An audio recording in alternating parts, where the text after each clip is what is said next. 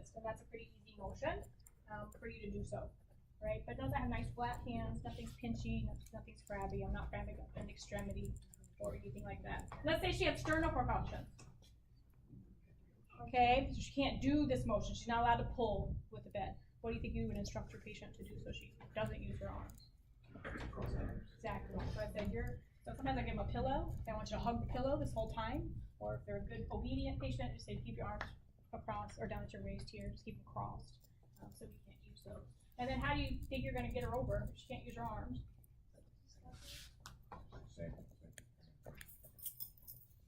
Then use some momentum. Okay, so on the count of 3, you may have to do a little bit of rocking here. I can help, because eventually you want the patient to be able to do it by themselves. So if they just get enough rocking motion going, they certainly can. Because there's nothing wrong with twisting for them, for a sternopropulsion patient, but there is for a spine.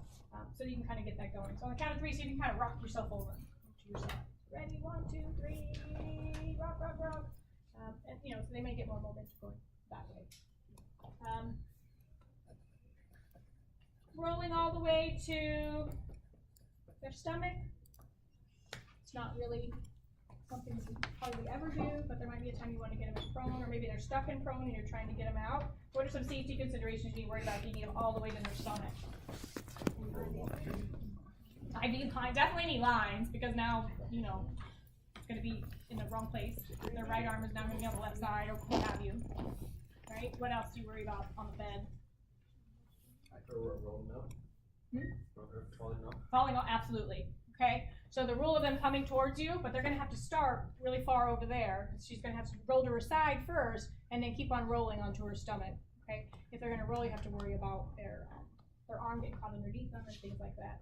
If they're a stroke patient and they don't have use of one of their arms, do you think a stroke patient, let's say your whole right side is wiped out, do you think it's easier to roll to your right side or easier to roll to your left side? Right side. You can use your left to go. Okay, so my whole right side, I can't use it. So go back on your back. Let's pretend your right side, you can't use it. So she's all weak. Okay, underneath you. So think it through. She can't use this at all. We wanted her to bend her knee, right? To roll. This one she can't bend. She doesn't have the strength to do it, or won't even stay there if I do so. So which way is easier? Okay, the good side. Okay, so the common theme for today is you're going to want to move your patient to the stronger side. That includes rolling. Okay, I mean, it does not include rolling. You're going to her weak side because you're going to use her strong side to roll. Sorry, that totally came out of my mouth wrong. Rolling is the exception. Everything else we go, but to roll to her affected side is going to be easier for the patient because she can use this to do the bed rail.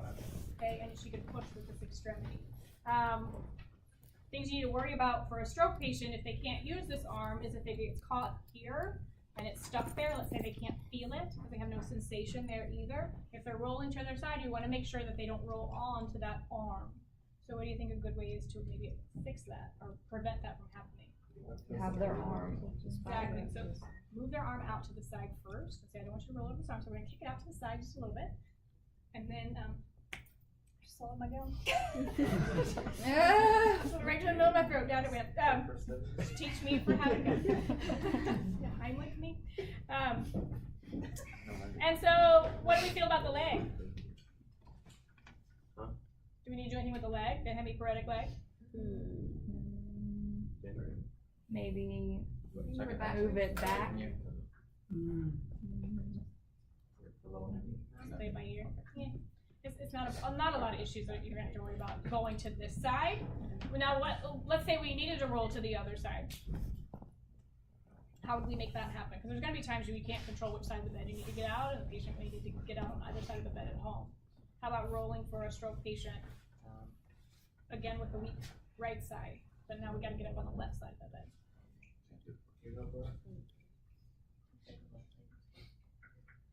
that. Say it again. Like, let this leg have her, like, pull to the left. I don't know.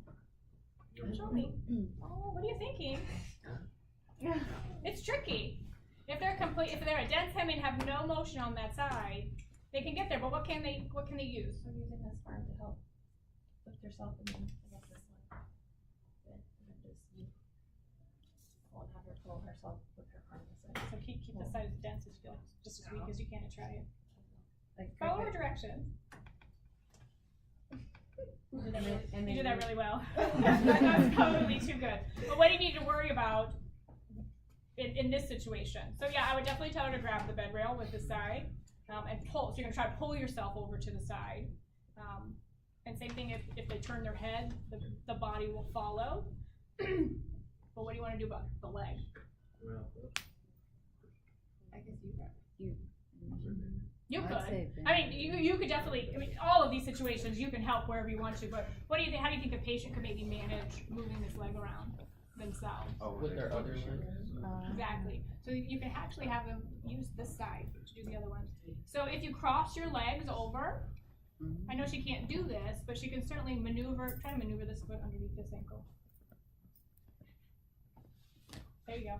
Okay. Even more. Try to get it up higher. There you go. You can unweight this leg to make it a whole lot easier to roll to the good side. If you get it up in the air somehow, it's unweighted, and then it's controlled by the other leg. So we call it hooking. So hook your good leg underneath your weak leg, and then that'll unweight it. And then as she goes over, you don't have to worry about the weight of that. It will just kind of fall with her as she rolls. Why did you move to this all the way to the side? Huh? You're all the way. I don't want you rolling off the bed. Oh, did I say scoot? So it's not, Mr. Allen's gonna unteach that to you because it's not good use of, you're not teaching the patient to do anything with that limb. So it's not like forced use or anything like that. You're not facilitating motion or strengthening of that. So we don't like it in that regard, but in an acute care setting where you're just trying to teach them how to move their bodies and get used to their new body the way that it is, you try to use whatever resources you have available, no matter what bad habits you may be creating. So I can often say, go ahead and stick that leg underneath the other one to try to help move it. And then when we sit her up on the edge of the bed, it's even easier because you can actually control it with that. Let me just kind of sit just a second. Okay. Cautions. What about rolling with a hip patient? So you have a posterior lateral hip. Tell me the precautions, number one. Remember them off the top of your head? No hip flexion, no hip Okay, no hip flexion more than 90 degrees. Are we doing that if we're rolling? Go ahead, bend both knees. Are we violating? No. 90 degrees of hip flexion is way up here. So you're fine. Okay, that's not ever going to be a problem. What about the next rule is no adduction beyond neutral. You just don't want them Let's to. say it's her right hip that she had surgery on. She's no longer a stroke patient.